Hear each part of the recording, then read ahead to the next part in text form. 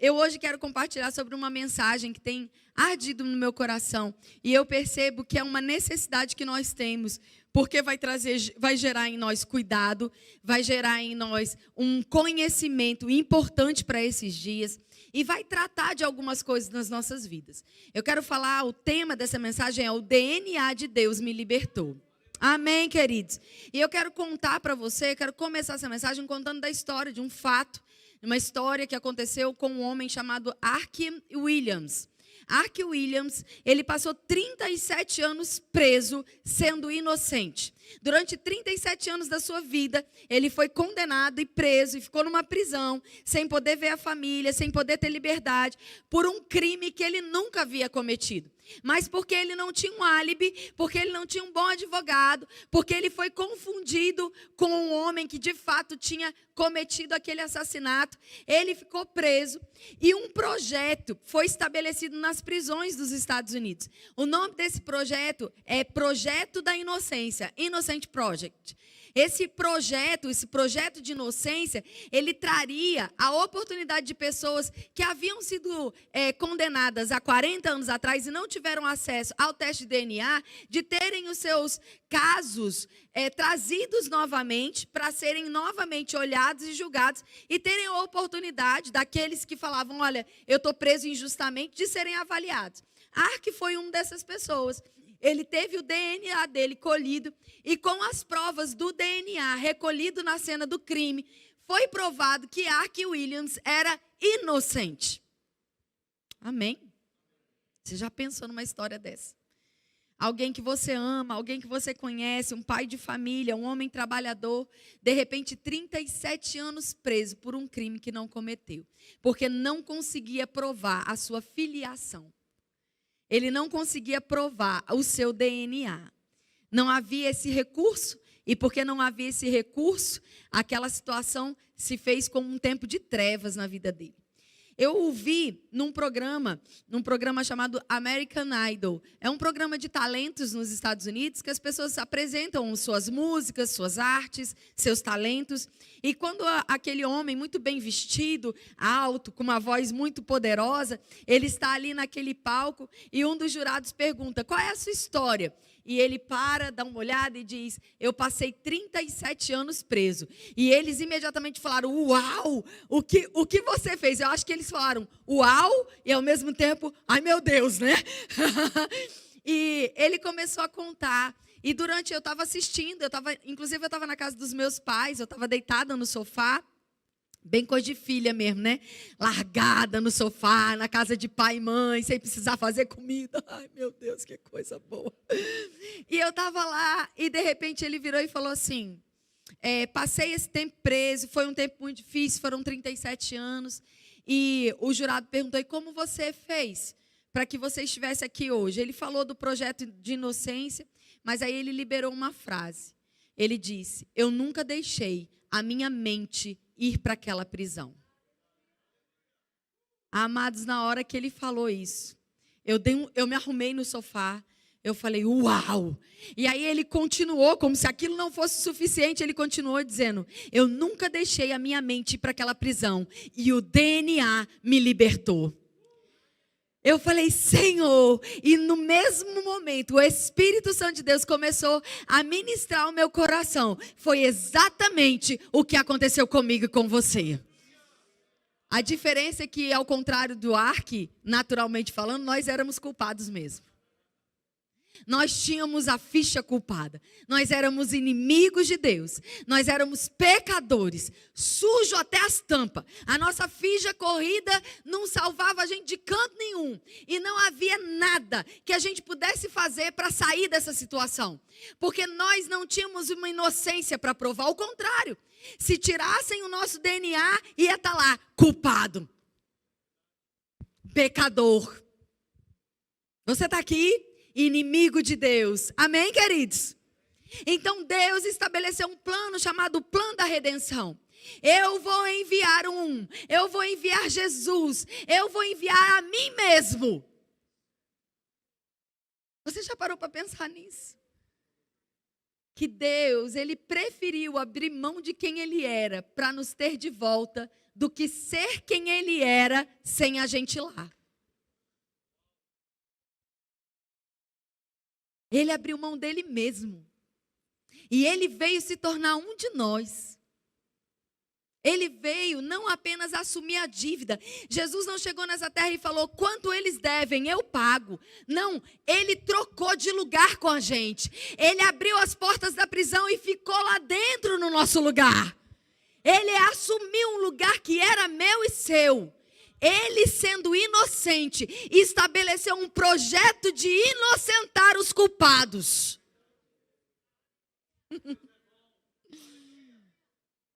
E a única maneira de fazer isso, amados, a única maneira que Deus descobriu de nos tirar daquela condição de culpados, de pecadores, assassinos, mentirosos, perversos, a única condição era fazendo com que a gente morresse para aquela natureza e nascesse novamente.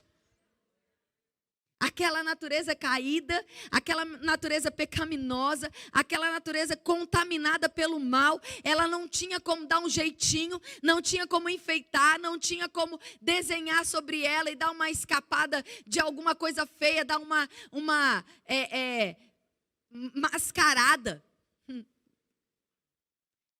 Eu queria usar a máscara mesmo, mas ninguém entendeu a piada. Não dava para te dizer que ia funcionar do jeito que estava. Você está aqui? Você está aqui mesmo? Porque eu estou falando de mim e de você. A gente era ruim demais. Aí você fala, mas eu não estava no Éden. Mas hoje, com o Espírito Santo dentro, a gente ainda peca. Imagina se a gente estivesse no Éden, a desgraça que a gente não ia ter feito. É muita inocência achar que a gente teria tomado uma decisão melhor do que Adão e Eva. Ou soberba. Você está aqui? Porque hoje, sendo revelado, o Espírito Santo, sendo selados pelo Espírito, tendo a revelação de quem Jesus é, tendo nascido de novo, a gente ainda tem dificuldade em vencer algumas coisas na nossa vida. Porque a gente tem a carninha que ninguém merece. Você está aqui, você tem a carninha que ninguém merece? Não, vocês são santos? Arrebatados? Eu estou numa igreja do arrebatamento? Hein? Ou você ainda luta contra as coisas que você tem vergonha de fazer? Então só tinha uma forma da gente se livrar daquela condição. Era nascendo de novo. Era sendo feito novo. Então eu tenho uma notícia para te dar essa noite. Você, aquela pessoa ruim, morreu.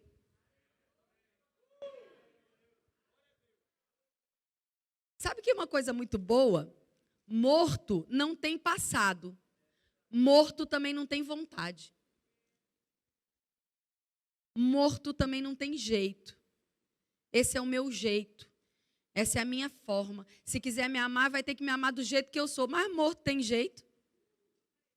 Morto tem personalidade. Se um defunto aparecer no teu quarto dizendo que é do jeito que ele quer, tu fica para ouvir? A gente precisa entender que essa morte, naquele ser pecaminoso, naquele ser afastado de Deus, naquele ser perverso, aconteceu de fato. Não é algo que é uma história para você se sentir mais confortável. Aconteceu de fato. Você não é mais a mesma pessoa. Aquela pessoa que estava em você antes de aceitar Jesus morreu. Ela não existe mais. Você é uma nova criatura. Agora, a sua mente não pode voltar para a cadeia. A história de Arque, ele começa dizendo, eu nunca deixei a minha mente ir para aquela prisão. Alguns crentes têm vivido na liberdade do Espírito, mas as suas mentes continuam voltando para a prisão do que eles foram tirados. Alguns até sentem saudade do lamaçal que viviam. Falam do passado como se fosse algo para se lembrar com algum gosto. Ah, quando eu estava no mundo. Ah, quando eu bebia minha cerveja. Ah, quando eu ouvia essa banda de rock. Ah, quando você tinha uma desgraça de vida. Você está aqui. Porque quem reconhece o que Deus fez, nunca mais quer voltar para dar onde foi tirado. Jesus, quando estava andando aqui na terra, olhou para o diabo e falou: nada eu tenho com você. Sabe, amados, nós não precisamos fazer força para sermos santos. Nós somos quem Deus é. Nós estamos andando e nós devemos olhar para o diabo e falar: eu não tenho nada com você. A minha mente não deve estar presa nas mentiras do diabo.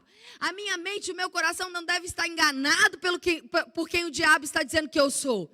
A Bíblia, a palavra de Deus, revela quem eu sou. Você está aqui. Então Deus, Ele fez com que Jesus viesse a essa terra, propondo para Jesus uma obediência. E Jesus acolheu essa obediência e foi obediente até a morte e morte de cruz. Mas nós precisamos entender que isso não foi apenas, e olha para mim, para você não deturpar o que eu estou dizendo, apenas para te dar uma vida salva. Porque o que Jesus conquistou naquela cruz não é apenas te tirar das mãos do diabo e te colocar num reino. É para que você viva uma vida de reino aqui na terra. Não invalide a cruz. Não torne a cruz uma salvação para que você viva uma vida miserável aqui, mas com uma esperança de futuro. Isso é uma vida miserável. Apóstolo Paulo fala isso lá em 1 Coríntios. Se a gente estiver vivendo essa vida aqui e tudo que a gente espera é o que a gente está vivendo aqui, nós somos os mais miseráveis dessa terra. Nós precisamos, amados, acordar. Olhos espirituais abertos, para que a gente se veja nessa posição, nessa condição de sermos de fato filhos de Deus. Diga: o DNA de Deus me libertou.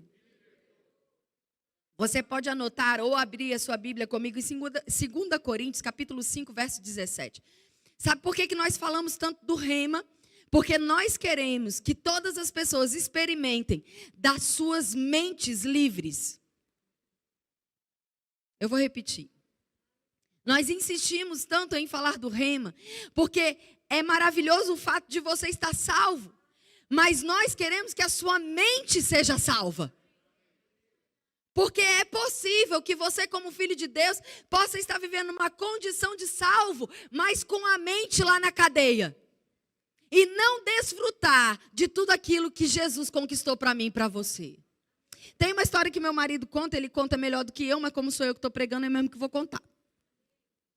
Depois ele vai falar: você esqueceu de tal detalhe, ou alguma coisa assim. Mas tudo bem, eu vou aprendendo a contar tão bem quanto ele.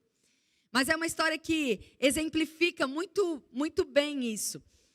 Teve um rapaz, ele ganhou numa promoção, eu ia contar uma outra história, mas vou contar do creme cracker. Teve um rapaz que ganhou uma promoção, e essa promoção que ele ganhou dava direito a ele ir num cruzeiro. Chique, né, gente? Cruzeiro. Eu tenho maior vontade de fazer um cruzeiro. Hashtag fica a dica.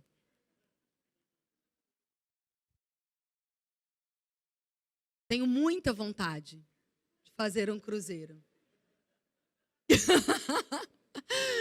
E aí ele ganhou, mas ele ouviu dizer que lá dentro tudo era muito caro. Que ele ia ter que dar gorjeta para as pessoas. E que ele ia ter que pagar. Ele falou assim: rapaz, eu não tenho dinheiro. Eu nunca ia num cruzeiro se eu não tivesse ganhado essa oportunidade. Mas já que eu ganhei, eu não vou perder a oportunidade. Eu vou lá na loja americana e vou comprar água e biscoito cream cracker. Biscoito de água e sal, sabe? O bom e velho biscoito de água e sal. O que ele pensou? Eu não desidrato e eu vou ter um salzinho para comer. São só 5 dias, de segunda a sexta, eu vou passar bem. Dá para aguentar. E aquele rapaz vai para o navio, se achando, né? Chique que só ele. Mas na mala, biscoito, água e sal e água.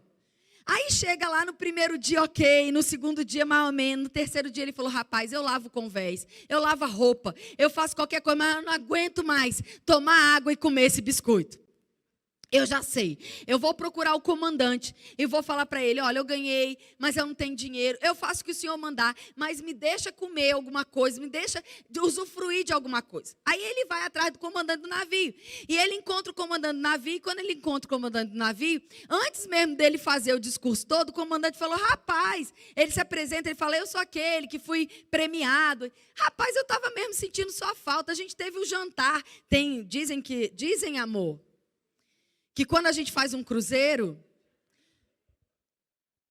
tem um jantar com o comandante, que é um negócio muito chique, que o comandante vai, participa, é isso mesmo, né? A gente também vai tirar foto, né, amor? Aí ele falou, eu percebi que você não estava lá. Aí ele falou, é sobre isso mesmo que eu queria dizer para o senhor, eu não estava lá, porque eu não tenho grana. Aí ele falou, meu filho... E aí ele contou, né? Falou, estou comendo biscoito, água e sal, tomando água, estou passando fome, eu faço qualquer coisa. Mas deixa eu comer. E depois ele, meu filho, você não sabia, não, que no seu prêmio estava tudo incluído? Eu fico feliz também. Eu falo, uau, mas depois eu penso, imagina a cara do cidadão. Hein? Quando ele lembrou de toda a comida que ele perdeu e era gratuita, ele não ia pagar pelas sobremesas, pelas comidas. Você está aqui? Sabe que tem muito filho de Deus que vai chegar no céu e falou, Senhor, eu queria tanto ter experimentado essas coisas. E ele falou, e você não sabia não que estava incluso na salvação? Tem muito filho de Deus tentando pagar o que já foi pago. Se nós não atentarmos para isso, nós nunca vamos viver o que diz 2 Coríntios 5,17, que faz 30 minutos que você abriu.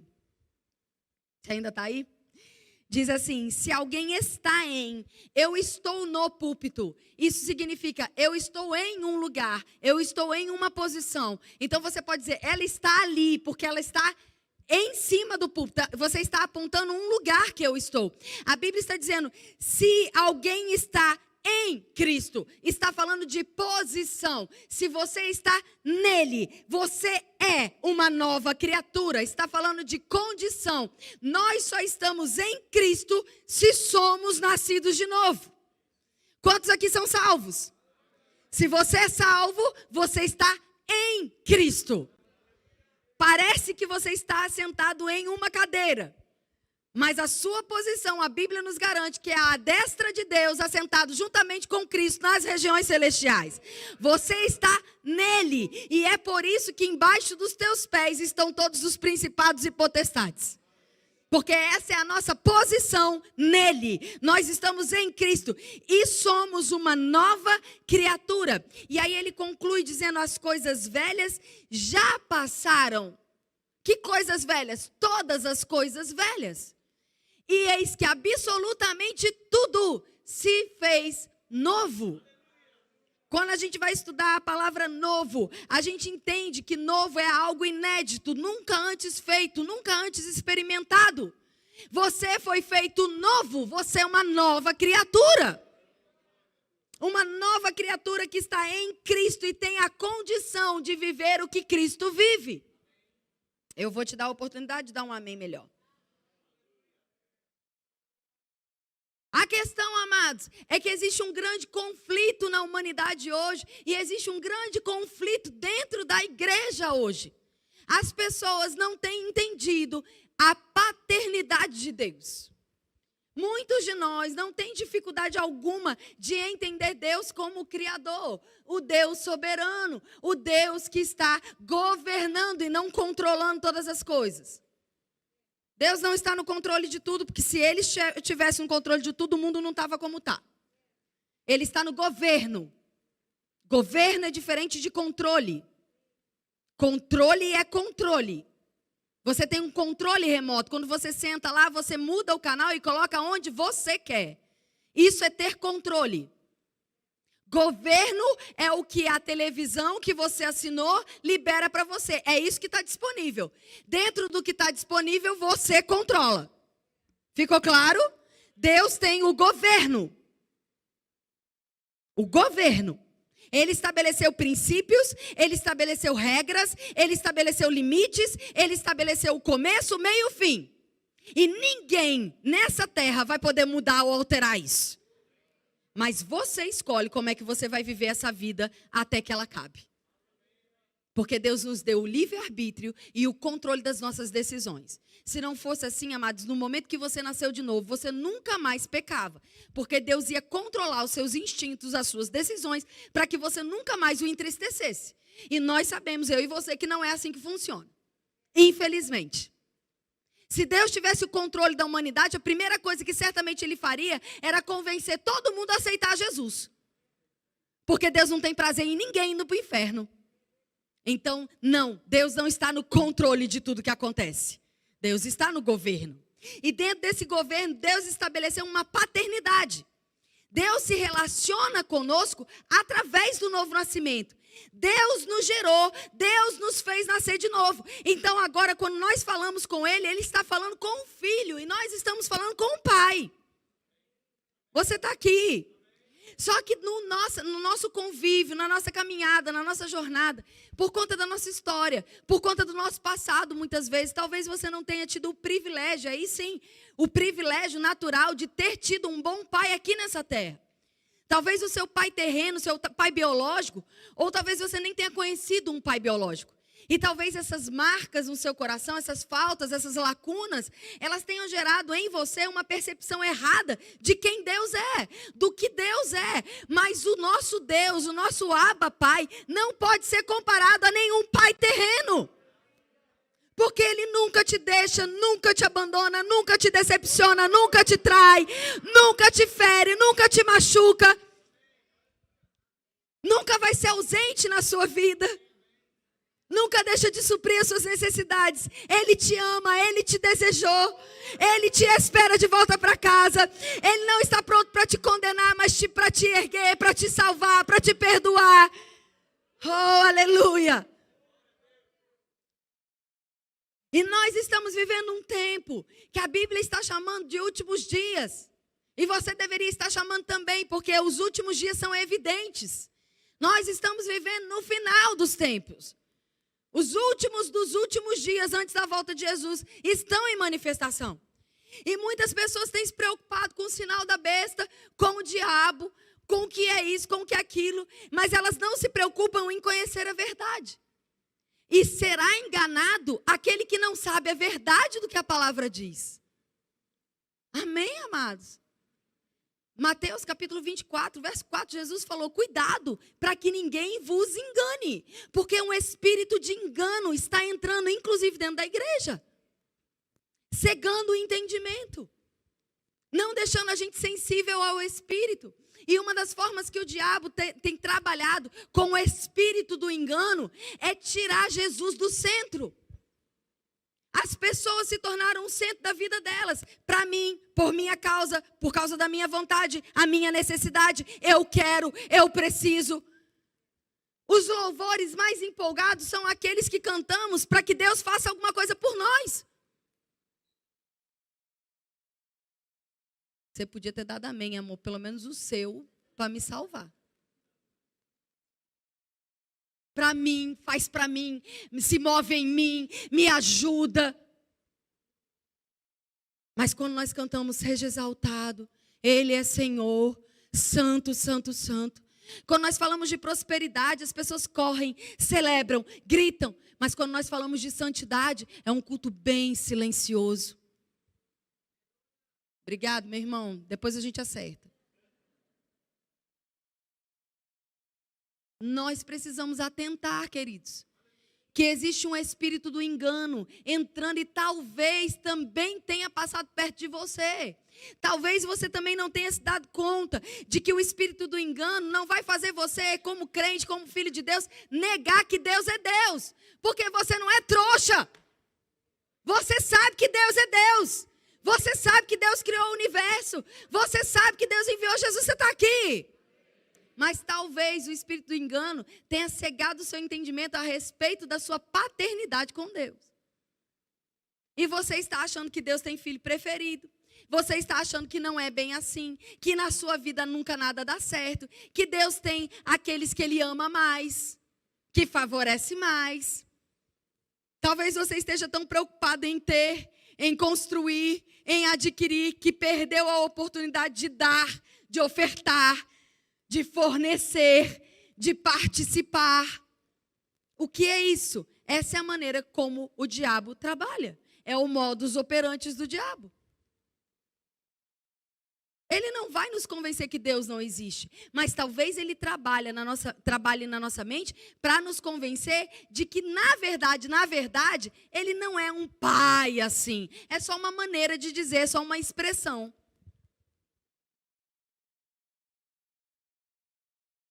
Primeira João, capítulo 2, verso 18, vamos ler lá para você entender que eu estou falando de Bíblia, eu não estou falando do que eu acho. 1 João, capítulo 2, verso 18.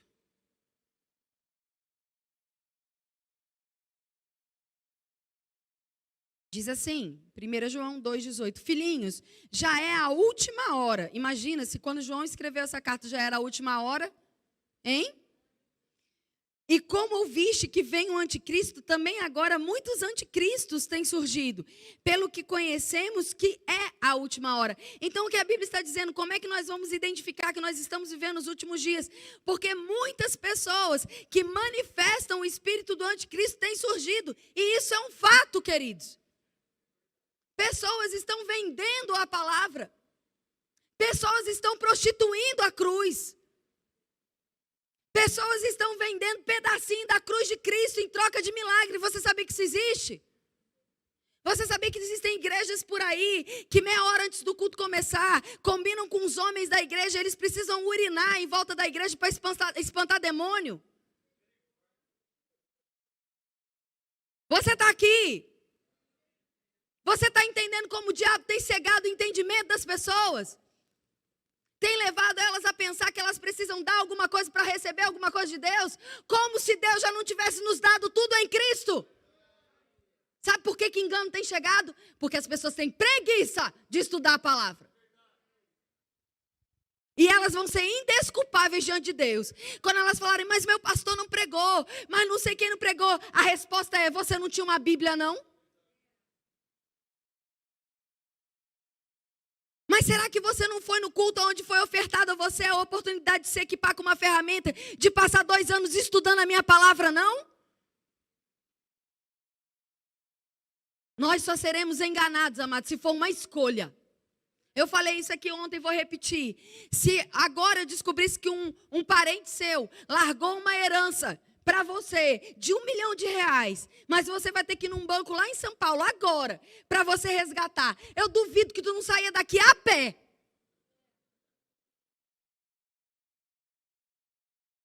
Duvido. Eu duvido que se agora alguém mandasse aqui, ó, os postos de gasolina estão fazendo 70% de desconto para quem abastecer o carro até as 8 horas da noite. O culto era capaz de ficar vazio. E eu não estou falando mentira, não é verdade? Muitos iam falar, não, desculpa, eu tenho que sair. Entenda, né? Culto tem todo domingo. Nós nos movemos por aquilo que é prioridade. E no final dos tempos, a sua prioridade precisa ser guardar a sua vida e a sua família. E você só vai fazer isso se você entender o que a palavra diz. E o texto continua. Esse negócio, ele apaga sem eu mandar. Eu que mando em você, meu filho. Isso.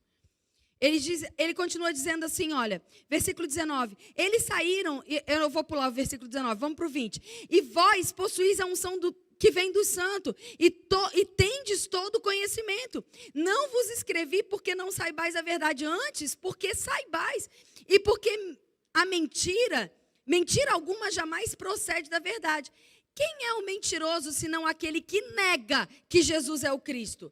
Este é o anticristo, que nega o Pai e nega o Filho.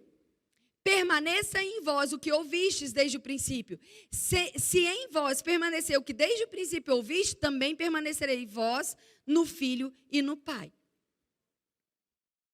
Eu pulei um versículo que é importante, ele diz, versículo 23, todo aquele que nega o filho, esse não tem o pai. Aquele que confessa o filho, esse igualmente tem o pai. O que João está nos explicando aqui é o seguinte, amados, se nós não entendermos que Jesus é Senhor e Salvador, e Ele é filho de um Deus Todo-Poderoso, nós não vamos entender a nossa paternidade, a nossa filiação com Deus. Que Deus é pai, porque se Deus não é pai de Jesus, Deus também não é o nosso pai. Então quando a Bíblia diz, assim como Jesus é herdeiro, você é co-herdeiro, ou você crê nisso, ou você está negando a filiação. Você está entendendo quão sério é? Se eu não acredito que eu estou assentado juntamente com Cristo, que eu estou em Cristo, então eu estou negando a minha posição nele. E se eu não estou nele, eu não tenho parte com o filho, eu não tenho parte com o pai. Como o diabo tem enganado os crentes? Arrancando a filiação do coração. Trazendo uma interpretação equivocada de Gálatas. Quando o apóstolo Paulo está falando de maturidade e usa a palavra adoção, que era uma cultura, estava dentro da cultura judaica. O menino, quando ele crescia, é como aqui, eu vou exemplificar da seguinte forma. Você pode... Pronto, nós temos um filho de 22 anos de idade. Quando ele fez 18 anos de idade, ele já podia tirar a carteira de motorista e dirigir, não é verdade? Mas ele é meu filho desde quando ele nasceu. O meu carro é dele desde quando ele nasceu. Por herança, ele tem direito desde quando ele nasceu. A tudo que a gente conquista é dele e da irmã dele. Mas ele não tinha acesso à herança até que ele chegasse à maturidade. Porque se eu desse um carro para o meu filho quando ele estava com 12 anos de idade, ao invés de eu estar dando um benefício, eu estaria colocando ele em risco. Faz sentido para você? A Bíblia e a cultura judaica chama isso de adoção. O filho vivia como um escravo a vida inteira, mas quando ele alcançava a maturidade, ele era adotado, ele era assumido em seu lugar de herança, embora tenha sido filho a vida inteira. Diferente da conotação de bastardo, de filho que não é legítimo, que é aceito em meio a uma família. Nós não somos filhos bastardos. A Bíblia diz lá em João, capítulo 1, verso 12 e 13. Mas a todos quanto receberam, falando de Jesus, deu-lhes o poder de serem feitos filhos de Deus ao que creem no seu nome. Estes não nasceram do sangue nem da vontade da carne, mas da vontade de Deus. Oh, Jesus, Romanos 8, 16 e 17 diz, o mesmo Espírito, o nosso, testifica com o nosso Espírito que somos filhos de Deus. E se nós somos filhos, nós temos que ser herdeiros. Herdeiros de Deus, co-herdeiros de Cristo. Se é certo que com Ele morremos naquela cruz, é certo que da mesma forma que Ele está, nós seremos. Gálatas 4, 6 e 7 diz, e porque sois filhos, Deus enviou aos vossos corações o Espírito que clama, Abba, Paizinho querido. Assim já não é mais escravo, mas filho. E se é filho, é herdeiro de Deus por Cristo. Eu não sei sobre o seu passado, eu não sei como é que foi a sua relação com o seu pai, mas se você nasceu de novo, se você está em Cristo, você tem um pai. Um pai que te ama, um pai que te abençoa, que tem planos de paz para você, que todos os dias acredita em você. Bondade e misericórdia se renovam todos os dias da sua vida. Todos os dias Deus não está de olhos fechados e ouvidos tampados. Ele tem o ouvido inclinado, o coração aberto, os braços abertos. Todos os dias, enquanto você está dormindo, Ele está velando sobre o seu sono. Quando você ainda não tinha nenhum dia de nascido, Ele já tinha planos para todos eles. Quando você nasceu de novo, até o seu nome foi mudado. A Bíblia diz, no estudo da escatologia, você vai ter essa matéria no Rema, no estudo da escatologia nós estudamos que no dia que você nasceu de novo, Ele trocou o seu nome e escreveu em uma pedra branca que você vai conhecer no dia que você for receber o seu galardão. Você vai ver que o nome que você foi chamado uma vida inteira não é o mesmo nome pelo qual Deus te chama. Porque como pai, a primeira coisa que um pai faz com o filho é nomear ele. Você não entendeu isso. O diabo pode chamar do teu nome natural. Mas sabe que Deus não sabe quem ele está falando? Quando o diabo chega para acusar Késia, Deus fala: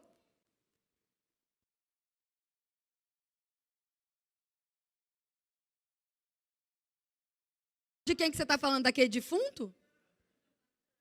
Porque a minha menina que nasceu de mim, ela nem se chama desse nome. Amados, quando a gente entende isso, uma explosão acontece dentro de nós. Uma explosão. Hoje de manhã eu estava falando, quem conhece a Kate Middleton? A princesa, a duquesa, né, da Inglaterra. Ela é casada com o príncipe. É Charles o nome dele? É quem? William. O Charles era o pai, né? E dizem as más línguas que a rainha Elizabeth estava no batizado de Jesus.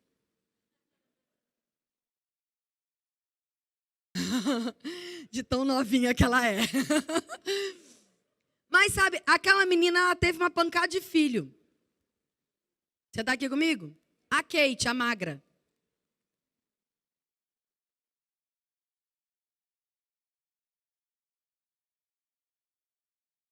Não é inveja. É constatação de uma coisa absurda. Como é que a pessoa pode ter 3 filhos e ser mais magro que eu? Tem alguma coisa errada. Eu acho. Mas sabe, quando ela chega ali para apresentar os bebês, é um protocolo. E ela precisa apresentar para a sociedade da Europa, né, para a sociedade da Inglaterra. Ela precisa apresentar esse bebê. Sabe que eles não pedem doação, chá de fralda? Os portões do palácio não ficam tomados de chá de fralda, de lenço umedecido. Sabia disso? Que isso não acontece? Sabe que eu fico imaginando, será que ela passa a roupa de um para o outro? Será que ela está preocupada com a adolescência? Será que ela está preocupada com o governo, com as crises mundiais? Será que aquela mãe, ela deita e diz: ai, como é que nós vamos pagar? Como é que você vai comer? Como é que eu vou comprar o leite do meu filho? Você acha que a Kate Middleton está preocupada com isso? Sabe por que ela não está? Porque ela sabe quem é o pai das crianças.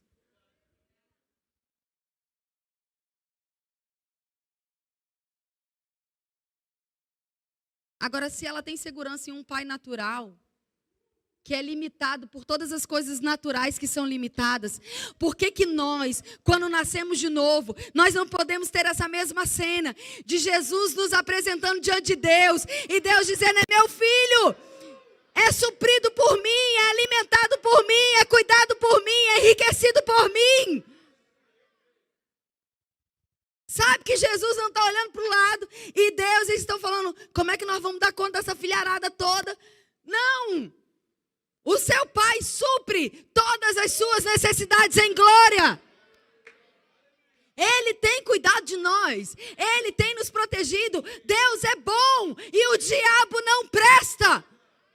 O diabo tem dito que você vai morrer, que você vai quebrar, que você vai falir, que a sua família vai se despedaçar, que o seu casamento vai arruinar. Pois eu quero decretar: não vai!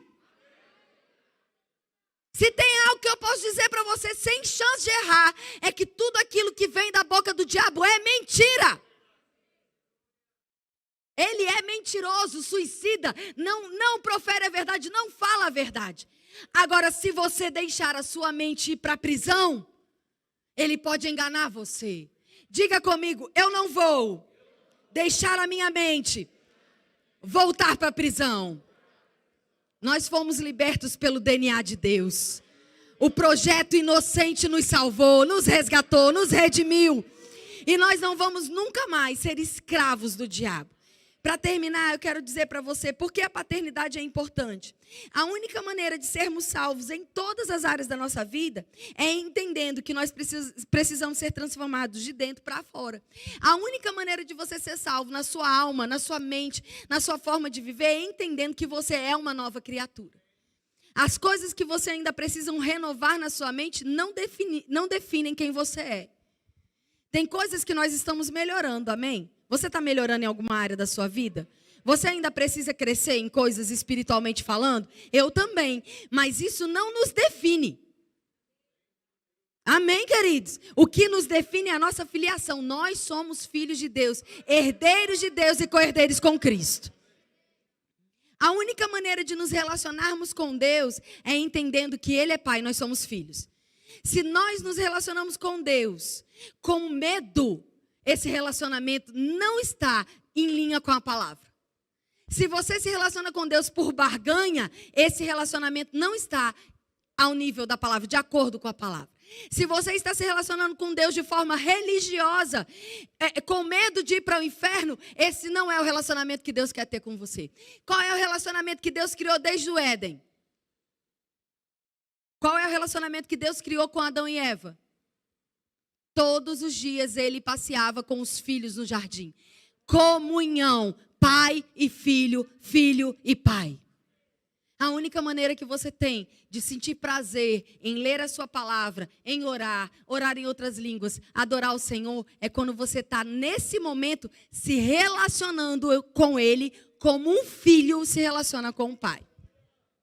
O Leão falou que ontem estava lá embalando o filho. Tem coisa mais preciosa do que aconchegar um bebê e perceber a calma, aquela respiração. Hoje, a netinha do pastor, nós estávamos juntos almoçando e ela estava com muito sono. E, de repente, ela deixou o sono vencer e ela deitou no colo dele. Ele botou aqui ela no colo e a mãozinha dela fez assim, ó.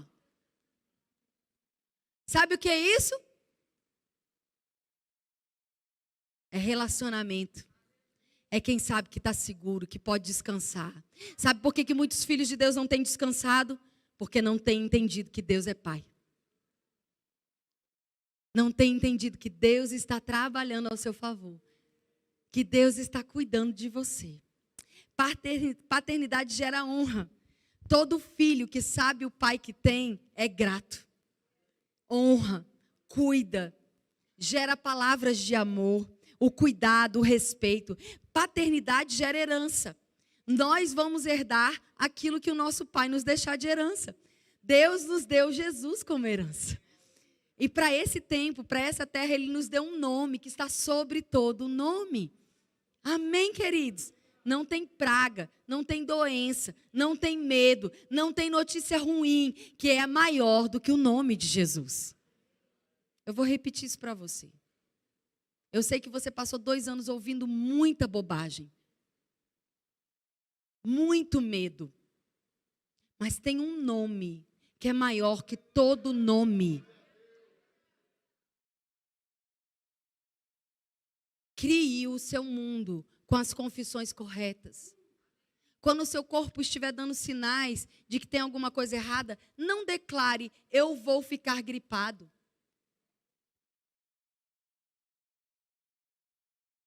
Se antecipe, diga, eu sou curado. Gripe, se você está querendo chegar, vai-te embora, nem vem. Por que a gente está tão acostumado a falar como todo mundo? Se nós não somos desse mundo. Ai, essa minha enxaqueca, que sua? Ela era do defunto que morreu. Sua mesmo ela não é. Você é curada, sarada, livre.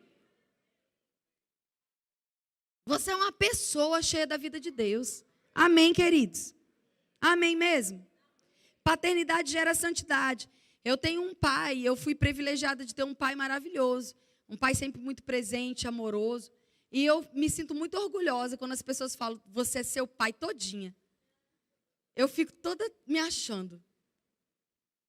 Porque meu pai é um homem muito amoroso, muito inteligente. Então, quando as pessoas falam, nossa, Kézia, você é muito parecida com seu pai, obrigado.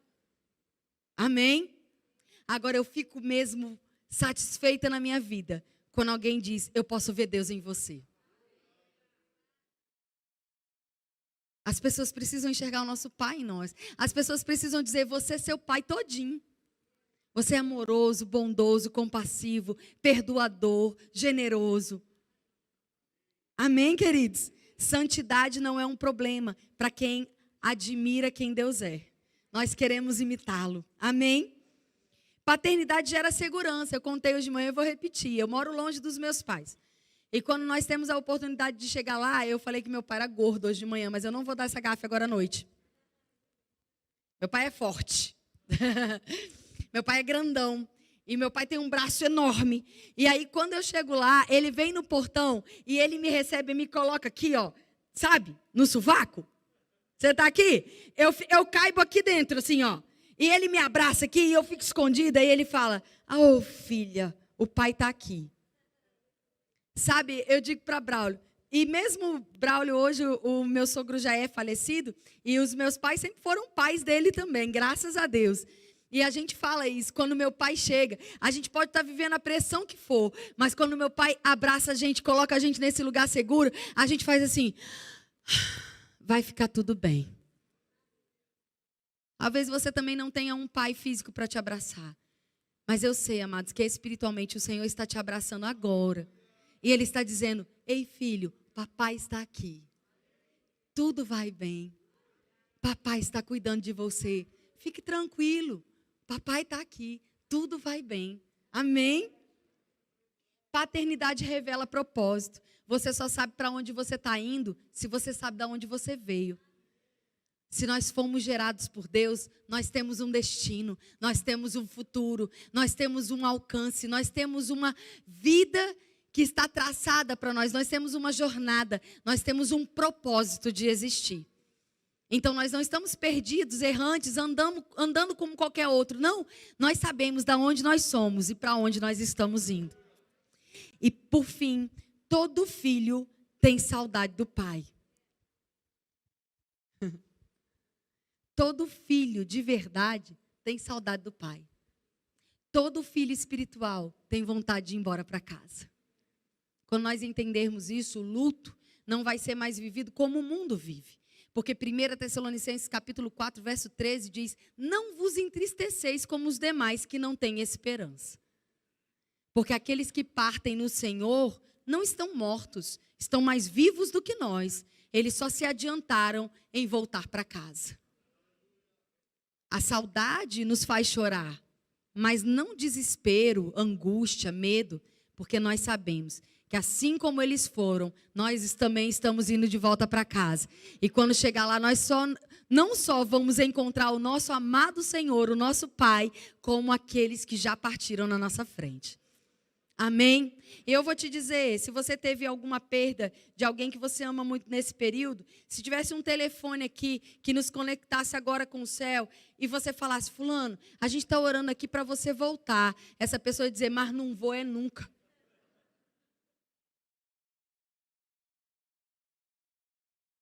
Você pode ter sido a pessoa que ela mais amou nessa terra, mas nada se compara a estar face a face com o amor das nossas vidas. Amém, queridos? Você foi abençoado essa noite? Você recebeu algo bom? Amém? Eu quero terminar lendo esse versículo, esse texto.